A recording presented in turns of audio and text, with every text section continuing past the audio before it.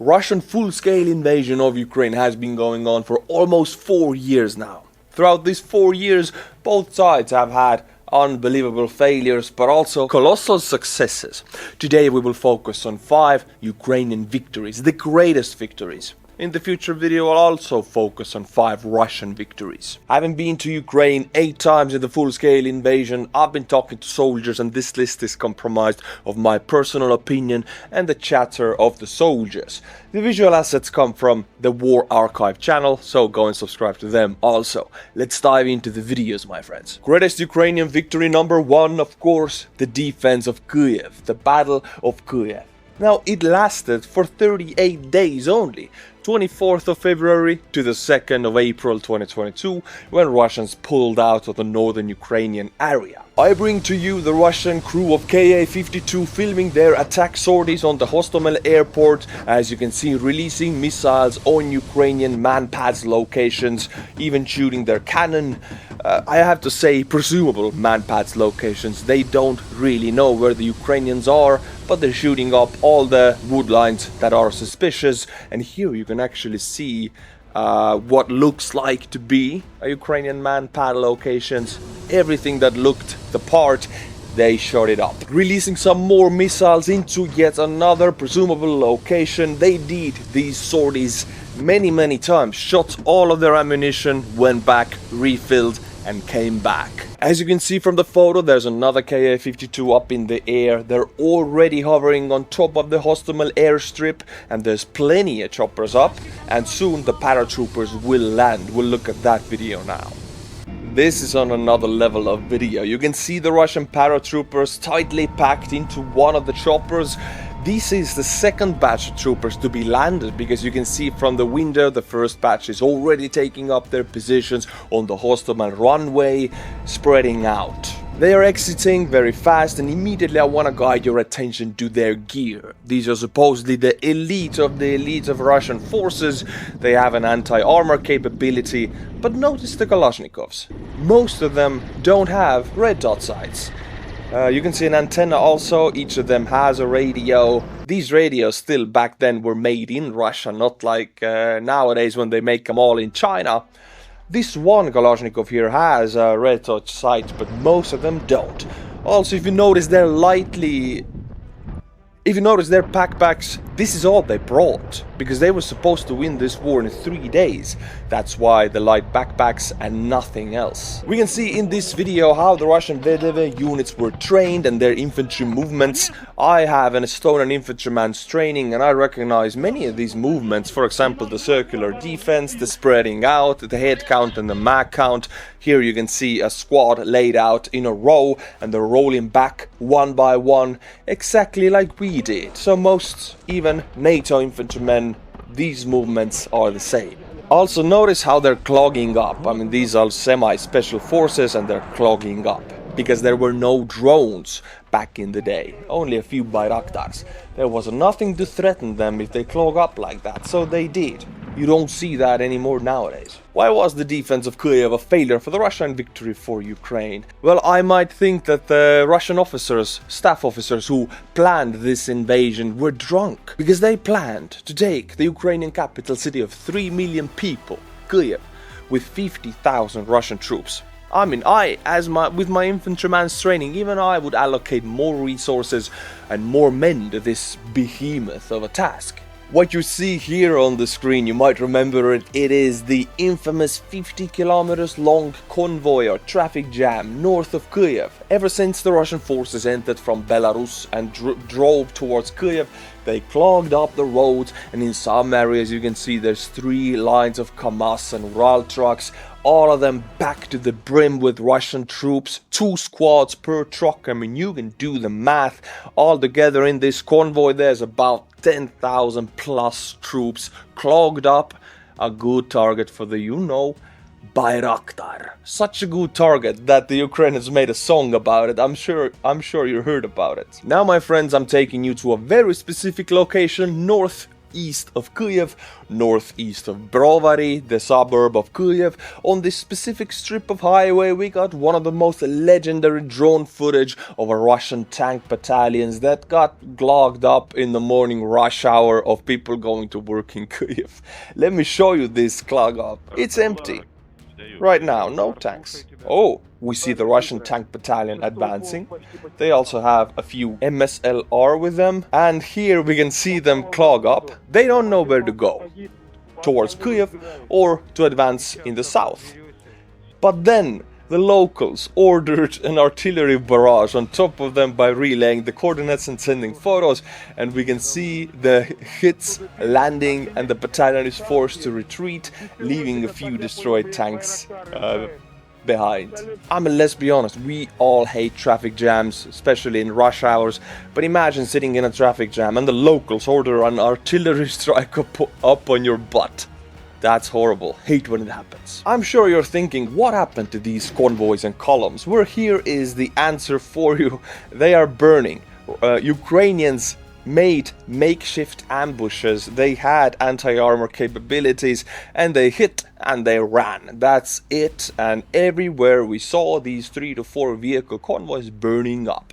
With this one being especially interesting because you see this vehicle. It's a Tigr armor personnel carrier, meaning this convoy belonged to VDV, the Saintniks. Now we don't see this Tigr vehicle nowadays anymore because Russia used up all of them in 2022. Well, I should say Ukrainians destroyed all of them. That was the truth. But here is one of them. You don't see them anymore at all. Another even more clear-cut video of the outcome of these convoys is here. Notice how these 5, even 6 vehicles have not even left their convoy. They didn't try to speed out of it. They didn't try to back off. They didn't try to go to the sides. They were taken as they stood, hit where they stood. No time for maneuvers. Everybody gone. This is, the mod that Donald Trump mentioned when they said Russian troops got stuck in the mud. That's the mod he was talking about. What was the outcome for the victory of the Battle of Kyiv? Well, Russian retreat from the northern areas of Ukraine. Secondly, increase in Western weapon transfers to Ukraine because the West saw that Ukraine will hold. By the way, the Russian army, supposedly before the war being the second army in the world behind the United States after the failure in Kyiv, became the second army in Ukraine, behind Ukrainians. And finally, massive moral boost for Ukrainians and the opposite for the Russian troops. My friends, after Ukraine wins the war, most things can be rebuilt, but there are things that are gone forever. Let me guide you through a piece of Ukraine's history that is now lost. Hidden 236 feet beneath the ancient ground of Bakhmut hides a secret. The world's deepest wine cellar. This was the birthplace of art wine, crafted using techniques passed down through generations. Art wine is not just a sparkling wine, it's a rare piece of history. On 24th of February 2022, Russia invaded Ukraine, and for a whole year, brave Ukrainian troops defended Bakhmut in the bloodiest battles of the entire war. But in March 2023, Prigozhin with his Wagner group entered the city. The home of art wine fell into the hands of the invaders. Wagner forces did not hide their presence. You can see the officer not believing his eyes. What a treasure they just stumbled upon. Art wine sparkling wine ages for years, and throughout that process, classical music was playing. To the amazement of the occupiers, it was still playing by the time they set their foot into those cellars. You can hear it for yourself. Listen.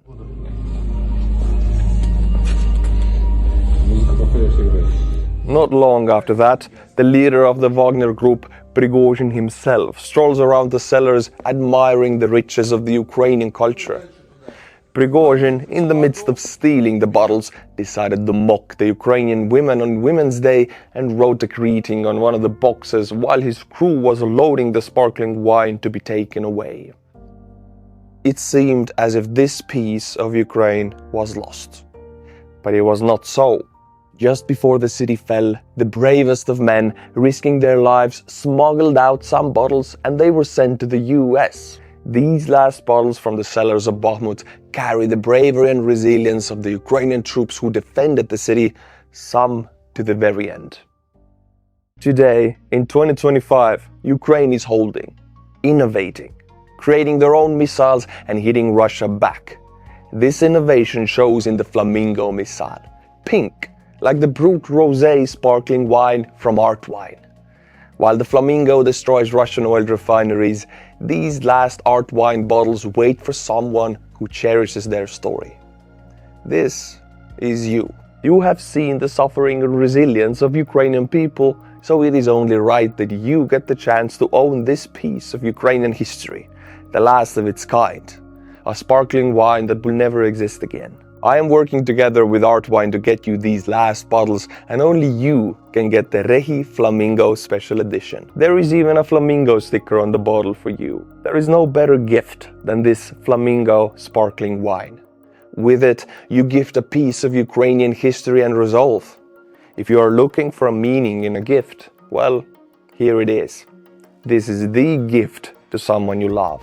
Get these very last bottles from Bakhmut at shop.artwine.com/products/flamingo. For now, these bottles cannot leave the safety of the United States, so only US orders are accepted. A once-in-a-lifetime chance to own or gift a piece of history that will never be made again. Slava Ukraini, my friends. We're going in chronological order with these Ukrainian victories, so we get to victory number 2, which is sinking of the battle cruiser Moskva, the flagship of the Russian Black Sea Fleet, the biggest Russian ship to be sunk since the Second World War. It's also connected to the Ukrainian liberation of Snake Island. I combine these into one event because they're so tightly connected. We begin with the Snake Island, and I bring to you a video of the Russian flagship Moskva being right here, and a Ukrainian garrison member of the Snake Island filming Moskva while they're being contacted by the very same ship. We all know what happened in that little short communication between them. If you don't know, you're about to find out. This is the last footage of free Snake Island before Russians took it. Imagine you're a sailor on the Russian flagship of the Black Sea Fleet, Cruiser Moskva. You send communication to the 10+ man garrison of Ukrainians on the Snake Island, asking for them to surrender because you pack the bigger punch. You are the brute force. Everybody surrenders to you. And then the Ukrainians are saying, go F yourself. Go in the dark place. Русский военный корабль, иди нахуй. That was the answer of the Ukrainians. And I want to share that moment with you. It's so legendary. I am a Russian warship. Я русский корабль. I propose you to lay down your arms immediately to avoid bloodshed and unjustified deaths. Otherwise, you will be bombed. And now I bring to you the Ukrainian response. By the way, one of the soldiers also live streamed this. This is how much balls they had. Русский военный корабль, иди нахуй. A phrase that should be cemented on a shirt, on a plaque, on a pedestal. They should make monuments about it. This is legendary. By the way, on 30th of March 2022, the soldier who made that remark was exchanged back to Ukraine in a prisoner swap. And he got a medal for it. This is Snake Island, under Russian control. Now I bring to you a video of a Ukrainian Special Forces unit, SBU Alpha Group, who took the mission to themselves to liberate the Snake Island. You can see them landing. They bombarded the Snake Island before, of course, as we can see. They landed with 2 choppers, dismounted, eliminated everybody on it, the occupiers, and declared it Ukrainian once more. And the video is beautiful.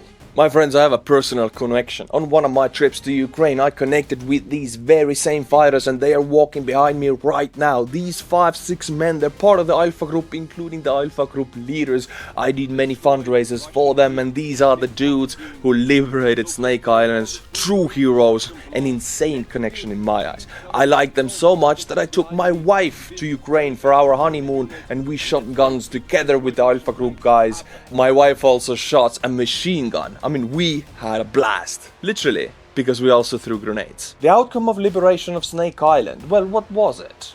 A definite moral victory for Ukraine, there was a real operational loss for the Russians because they used the Snake Island for their air defense positions. They sent system after system onto that island, and Ukraine destroyed a system after system on those islands. And so when Ukrainians finally liberated it permanently, Russia lost a very important air defense position. Now we get to the sinking of the Cruiser Moskva, which is a definite one-sided victory for Ukrainians. The Russian warship Moskva was struck with 2 Ukrainian-made Neptune anti-ship missiles on the 13th of April, and it sunk on the 14th of April.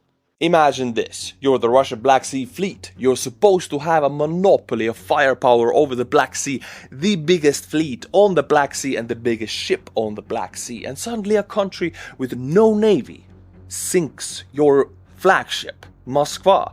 What? I mean, this is the biggest Russian warship sunk after World War II, and the only Russian flagship sunk after 1905 with the Russo-Japanese War. So over 100 years this became the first flagship that Russia lost to a country with no navy. Hate when it happens. Here on the screen you can see the location where the Moskva was sunk. It was actually sunk very close to the Snake Island, the very same island they communicated it and got their beautiful answer to go to dark places. Well, this is karma. They were sunk right next to the island. By the way, there's not many videos, actually there's no videos at all, except for this one video of Moskva tilting to the side and smoking, and this is the only one. This is the fewest video material of any of the victories I'm mentioning here. This is the clearest photo we have of the incident, and it's already beautiful. I mean, if you think about it, the Ukrainians became the biggest donators to the Russian Black Sea because they donated a whole submarine by turning the Cruiser Moskva into a submarine. Think about that. What was the outcome of the sinking of Moskva? Well, Russian Black Sea Fleet lost its flagship. That's painful. Also, Russian Black Sea Fleet was forced slowly into ports after the sinking of Moskva because of Ukrainian sea drones. Russians supposed to control the Black Sea, but they didn't. After this, they found out that Ukrainian Neptune missiles pack a punch, and then there's also the sea drones and the sea baby. We'll get to it later. Ukrainians made a new terrifying weapon called a sea drone, a maritime drone. It resembles a boat, but it's packed with explosives and has no driver. It's unmanned. And they named it, drumroll, Sea Baby. Genius. Another outcome of this sinking of the flagship was that Ukraine was slowly able to reopen their export ports through the Black Sea, which Russia wanted to blockade. Now they couldn't. And final outcome was that Ukraine proved that they can make weapon systems internally at home that can destroy a Russian navy or a Russian army. The Neptune anti-ship missile, it's Ukrainian produced, Ukrainian made, and it has a beautiful effect. It proved the effectiveness of the Ukrainian military-industrial complex. Now we get to the Ukrainian victory number 3, which is the 2 counterattacks, one in Kherson Oblast and one in Kharkiv Oblast, both being one-sided great victories for Ukraine and great failures for Russia. We begin with the attack in Kherson Oblast. I wanna watch this video with you from the very moment the attack began. You can see Ukrainian squads lined up, 2 squads per row lined up behind armored vehicles which are about to cross this mountain. Notice the lack of drones. No drones. You should not be able to do this nowadays because there's drones everywhere, but back then the skies were clear and you could do these maneuvers that we are all being taught in NATO also. Right now, 3 years later, this is outdated. I love the sunflowers. This is a Ukrainian counterattack to liberate their land, and of course they begin it from a sunflower field in Kherson. Here is yet another video of Ukrainians casually driving up to Russian positions, closing the distance to 100 to 200 meters, dismounting, because as you can see each armored vehicle has about a whole squad on top of them. No drones, the skies are clear, you can actually do this if you're brave enough. Drive up to the enemy, dismount and overrun them. Nowadays, you would try this, you would get 10 drones up your butt. Have you gotten 10 drones up your butt? what I hear, it's not pleasant. Ukraine announced this counteroffensive of August 29th in 2022. By October 9th, Ukrainians claimed they have recaptured 1,170 square kilometers of land, and on November 9th, Russians announced the withdrawal from the right bank of the Dnipro River. They pulled back to more defensible positions. By the way, Russians had just passed a law that adds Kherson Oblast and 3 other Ukrainian oblasts to the Russian Federation forever. They had this propaganda stunt where they said that Kherson is Russian forever. It's gonna be like that forever. And only a week later, they're pulling back as a goodwill gesture. Oh damn, the Russians have so much goodwill.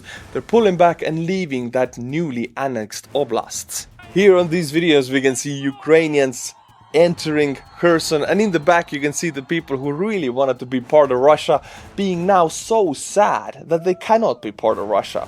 Look at them crying. Look how fake their smiles are. These Ukrainian flags, they're also fake. They're definitely not happy that they were just liberated.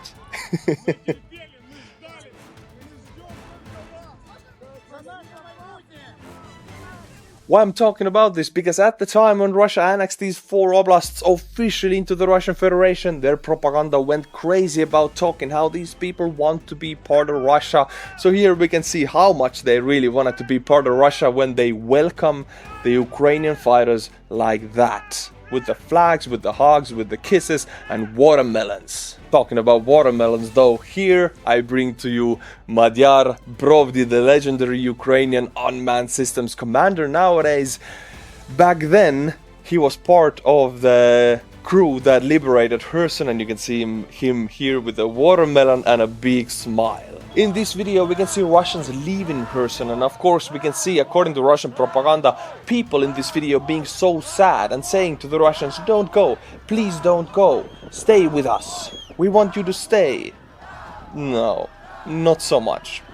Russians made a goodwill gesture and pulled out to more defensible positions, but in reality they were forced to retreat because of the cut-off logistics and the massive onslaught of the Ukrainian army. By the way, the Russian goodwill is so large, they even left tanks for the Ukrainians to take as a sign of manners and goodwill gesture and good wishes. Here we can see Ukrainians towing one of the captured Russian tanks.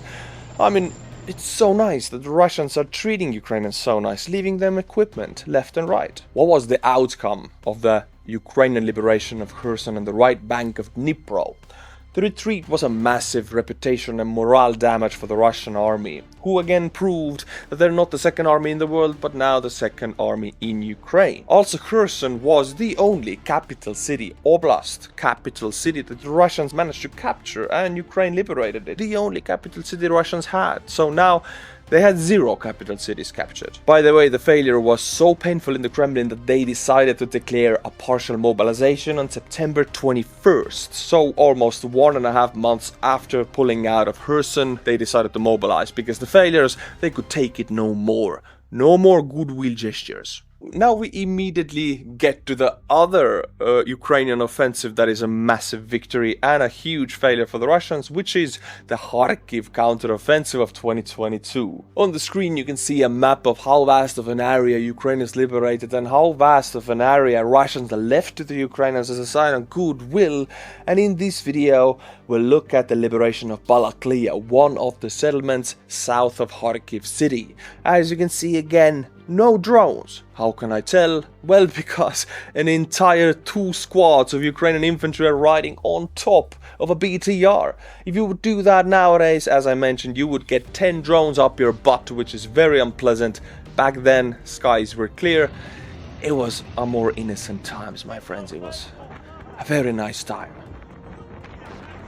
And we got a ton of footage like this because Ukrainians liberated thousands of villages, small settlements. Each of them had Russian flags, so they took upon themselves to film every time they took down a Russian flag and uploaded, installed, hoisted a Ukrainian flag. We got hundreds of videos like this, and it was beautiful to watch. During the offensive, Ukraine retook over 500 settlements and 12,000 square kilometers of territory in the Kharkiv region. By the way, did you know that this Kharkiv counteroffensive was the only military operation in the whole world that the attacking side came out with more vehicles and supplies than they went into. So, Russians left hundreds of vehicles as a sign of goodwill for the Ukrainians. According to combined daily lists of Oryx, from September 1st to 23rd, Ukrainians captured over 100 tanks, close to 200 infantry fighting vehicles and armored personnel carriers, over 20 command and control vehicles, and dozens of artillery pieces.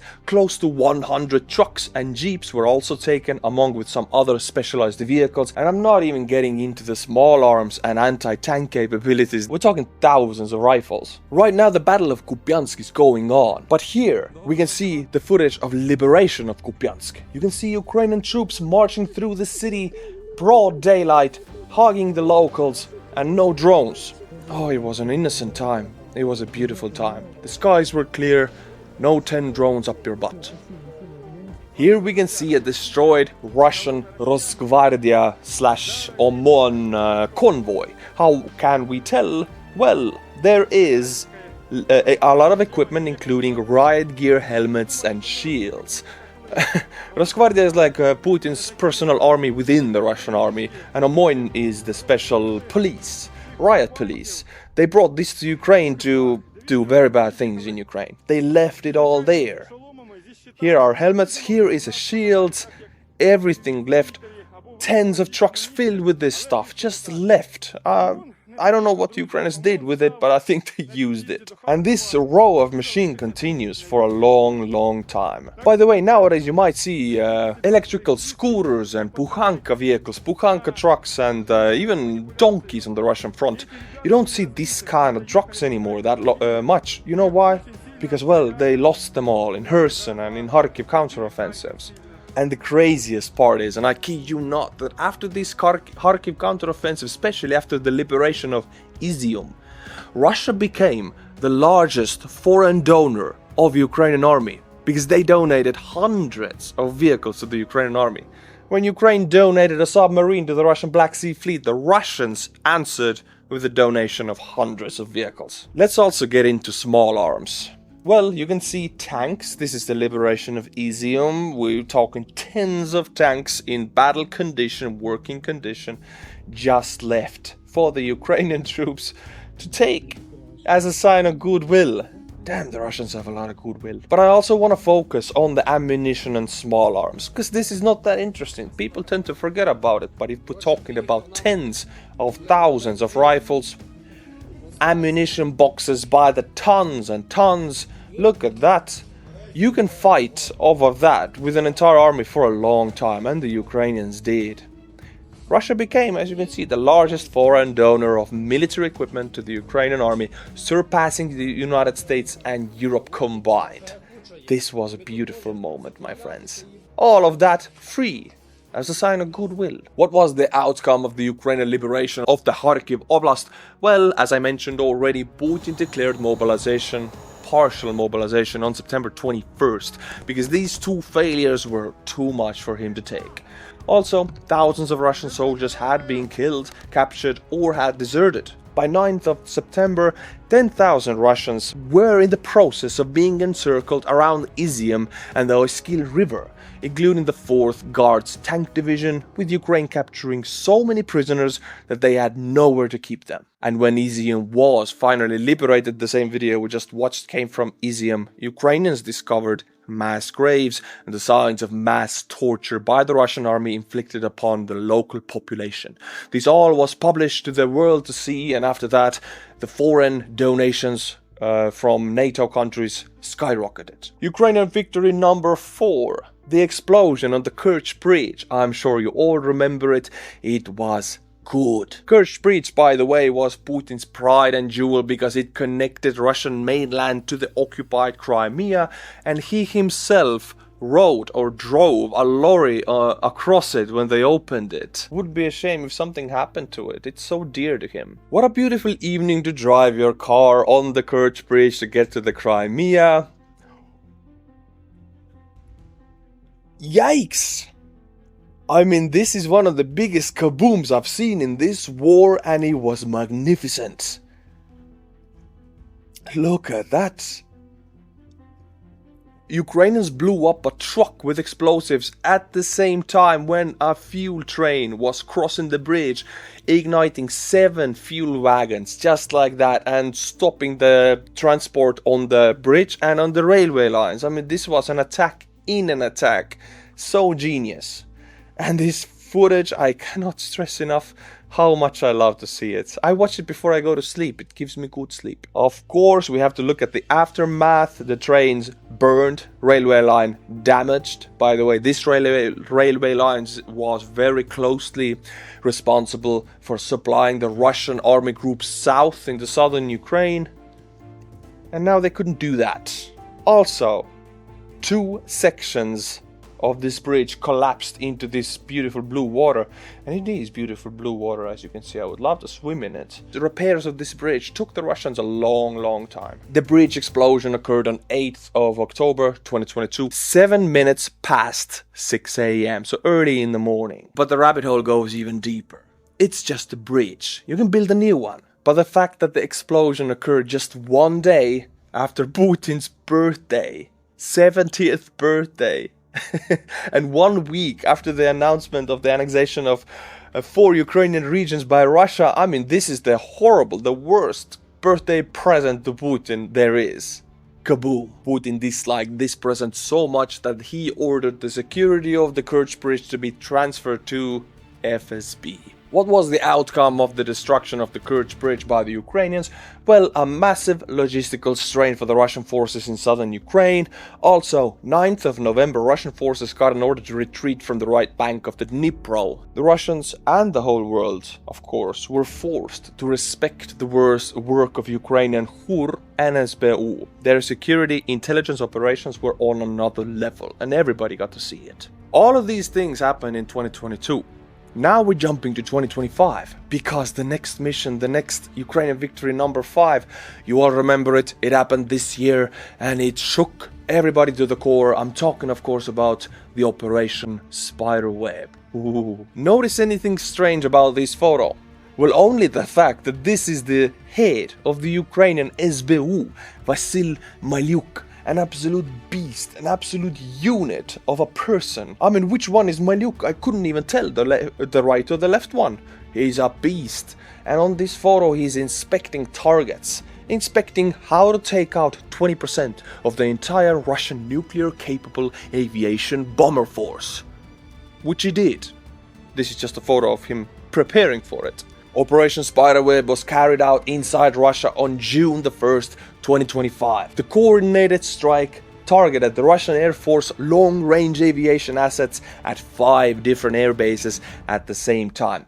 Belaya Air Base, Dyagilovo Air Base, Ivanovo, Severny, Olenia and Ukrainka Air Base, using drones concealed in trucks that were designed as mobile homes, these element homes that you can lift off a truck and you can live in it. Well, they were not mobile homes, they were filled with drones. What a surprise. Ukrainians used 117 drones, which cost up to $2,000 a piece. Can you guess how much a Russian Tu-95 costs? The operation was notable for its unprecedented geographical reach, spanning 5 Russian oblasts and 5 time zones. In this video we can see the exact truck in one of the air bases driving to the location, and you can see the mobile home in the back. It's supposed to be this type of a home that you lift off a truck and boom, you have a home.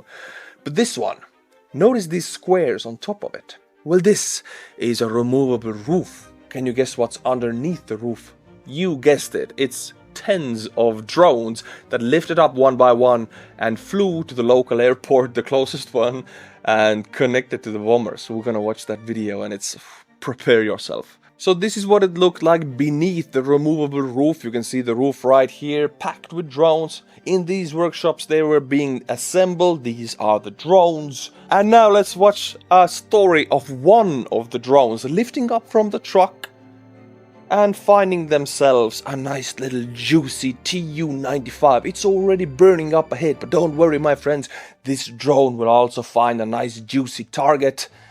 It flies thousands of kilometers inside Russia, controlled from Ukraine, showing the absolute reach and capacity of the Ukrainian intelligence forces. Wonderful little flight of the Bumblebee.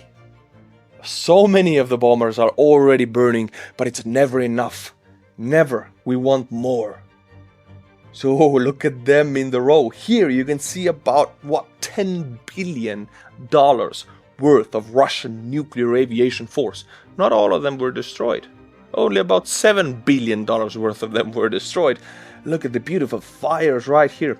By the way, can you guess how the Russians protected their Tu-95s and the more modern Tu-22Ms? We can see how Russians protected their very expensive planes. Well, they put car tires on top of them, because every time you have a nuclear bomber and you don't want to lose it, you must place car tires on top of it. That way it's safe forever.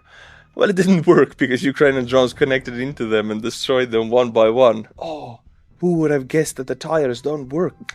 We gotta think. Wow. We gotta think of something else. The strikes damaged 1/5. 20% of the entire Russian nuclear-capable aviation bomber fleet, Tu-95s and Tu-22M3s. Now, the building, the making, producing of these planes ended in 1991 with the dissolution of Soviet Union, so Russia can never remake them. It's impossible. That's it, they're gone. Ukraine destroyed 12 to 15 planes, and the outcome was devastating for Russia, because they used these planes actively to bombard Ukrainian civilians and the infrastructure by releasing missiles from these planes. By destroying such a vast number of these, Ukraine really scared off the Russian aviation. They moved the planes to Siberia and far north, out from the reach of Ukrainian drones. Well, I don't know if that is even possible, but it lessened the number of hits on Ukrainian infrastructure for some time. Other outcome was a massive logistical headache, since no truck was safe anymore. These trucks looked like trucks, mobile homes. Thousands of these trucks go in and out of Russia every week. Now they have to check every last one of them, because you never know if one of them has 100 drones in it that will eliminate your nuclear-capable bomber fleet. There are massive lines on Kazakhstan border with Russia, on Chinese border with Russia, and logistics are stalling because of the psychological effects of this Operation Spiderweb. It is still a paranoia in the FSB to this day, soon to be 1 year later. This concludes the 5 greatest Ukrainian victories of this war. Like Ukraine, Russia also has had many victories, many very one-sided victories that are Ukrainian losses, and I will go through them also. So make sure you are subscribed to be notified when I put that video up. That will be juicy and you don't want to miss that. I'll see you in the next video, my friends. Bye.